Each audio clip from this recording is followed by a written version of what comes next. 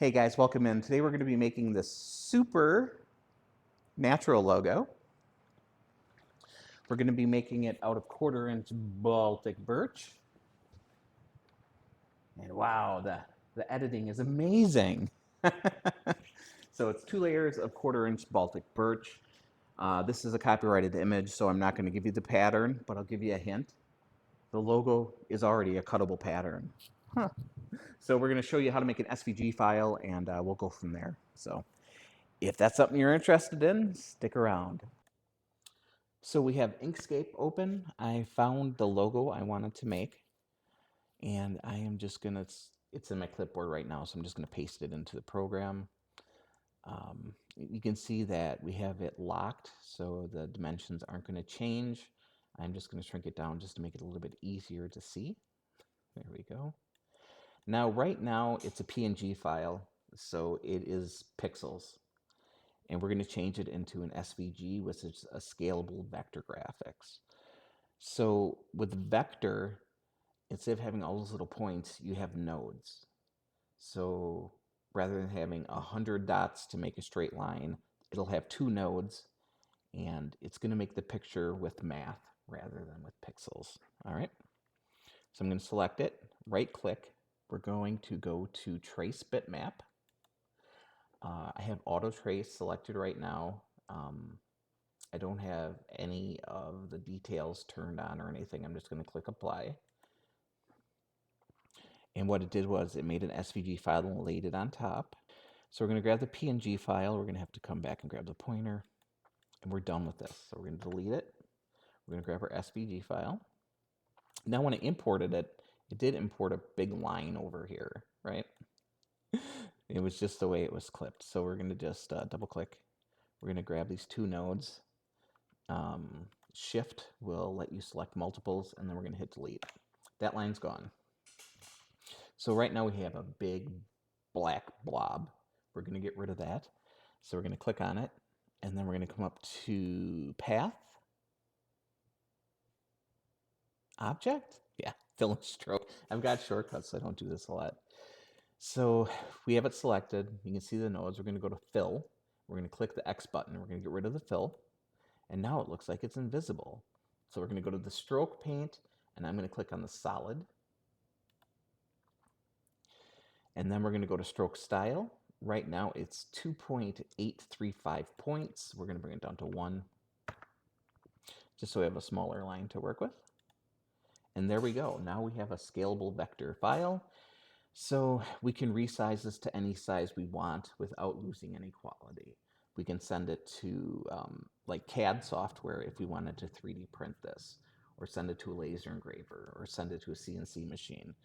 But what we're going to do with it is make a scroll saw pattern out of it. So bring this up. Now when you look, when it imported, all the lines aren't perfectly straight. We'll zoom way in here. So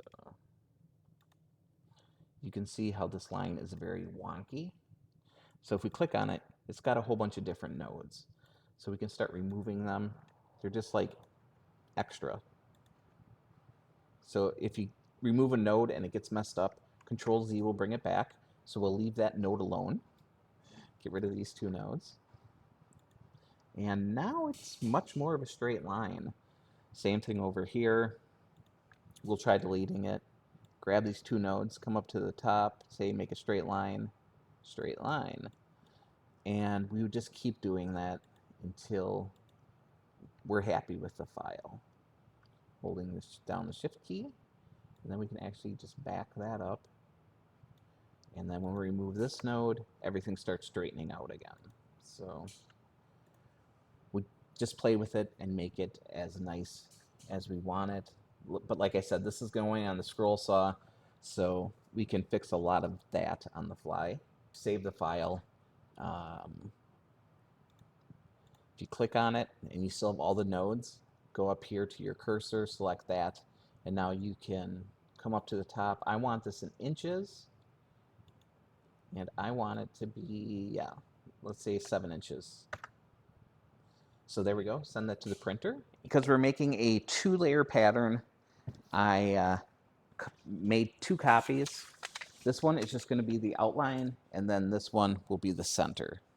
So we have a piece of 1/4-inch Baltic birch plywood, and we're going to put the patterns on the plywood. What I like to do is use blue painter's tape.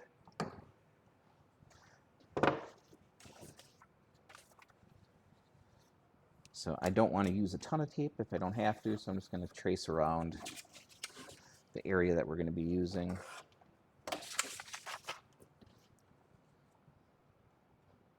Now you can use contact paper. You could use some vinyl if you have that laying around. It doesn't matter. You could use spray adhesive and glue it directly onto the wood, but then you'd have to use mineral spirits to take it off. So what we're doing is basically, after we glue the pattern on the wood, we're going to have a sticker. And that fits, and that fits. All right, so we'll grab some spray adhesive. So what I like to use is a flat. If you go to Aldi, they'll give you these for free. You can just go and take as many as you want. That'll keep the glue from getting all over everything. So we're going to be using 3M Super 77. It's a very high-tack spray adhesive. A little goes a long way.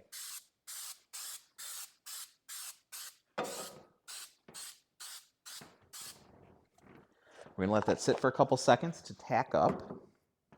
So if I put my finger in, I can pick up the pattern, so it is definitely getting tacky.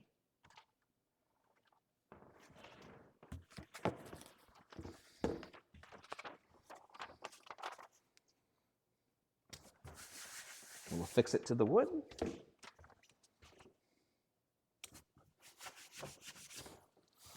And we are ready to start cutting. All right, we're going to start out with cutting the medallion first. So when you're cutting a pattern like this, you want to start on the inside and work your way out. Things are going to get a little bit delicate here.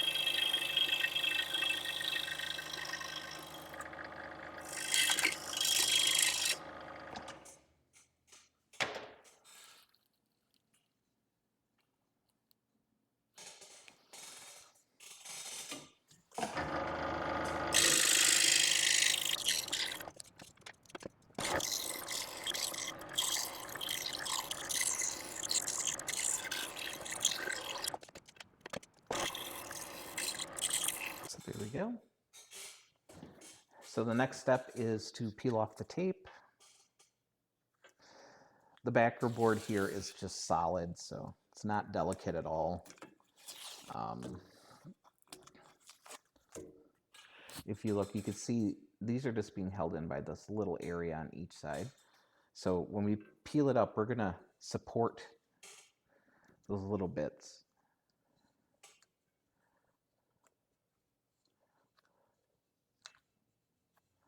It would be a shame for that to break after you spent all that time cutting it out. All right, so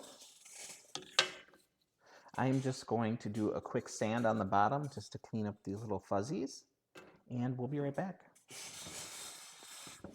so off camera, I just spray painted the 2 layers, and then I glued them together, and I put a sawtooth hanger on the back.